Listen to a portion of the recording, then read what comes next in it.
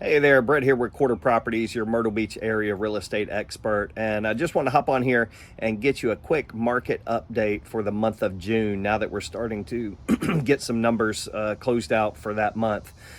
In our market, we had 1,057 single family homes close out in the month of June.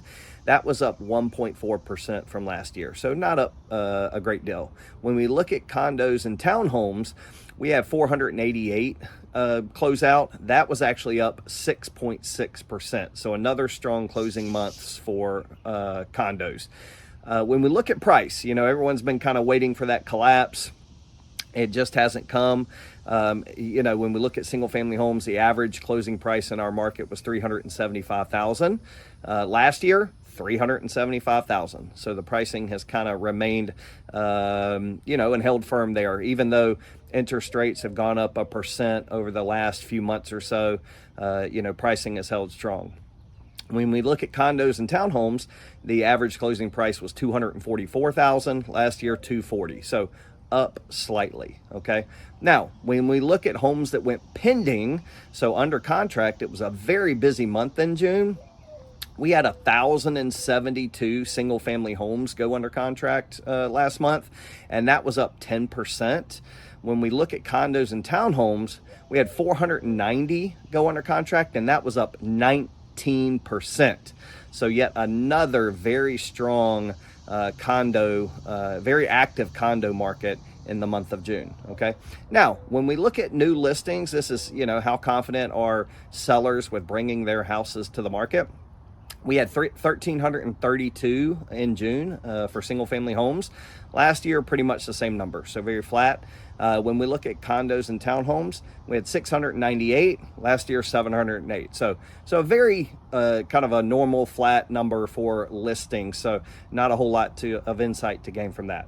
Now, when we look at days on market, we had an average of 106 days on market for a house and 102 days on market for a condo. So a few months on there to get the homes and condos moved. Okay.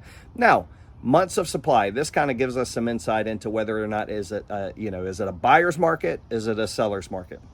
When we look at months of supply, we're down now to 4 months of supply for single family homes. Last year, it was at 4.5. So over the year, we've come down slightly. When we look at condos and townhomes, we're down to 7.5 months of supply. Last year, it was 8 months of supply. So we've come down slightly this year with respect to condos and townhomes. Now, does that mean it's a buyer or seller's market? When you look at a healthy market, typically it's around 4 to 6 months worth of homes. So single family homes, it's definitely still leaning towards a seller's market, especially if you've got a turnkey home in a good, desirable area. Okay. Now, when we look at condos and townhomes, definitely still a buyer's market for condos for sure in our market. Now, when we take a little bit deeper look at the single family homes and you look at our inventory, one of the biggest areas where we've seen a reduction in inventory is in new construction. Okay.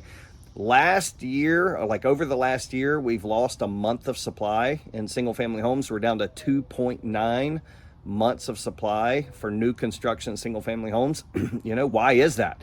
Because obviously still got an active single family home market. Well, the sellers of those new construction homes have not been able to get the price that they were, 3 and 4 years ago.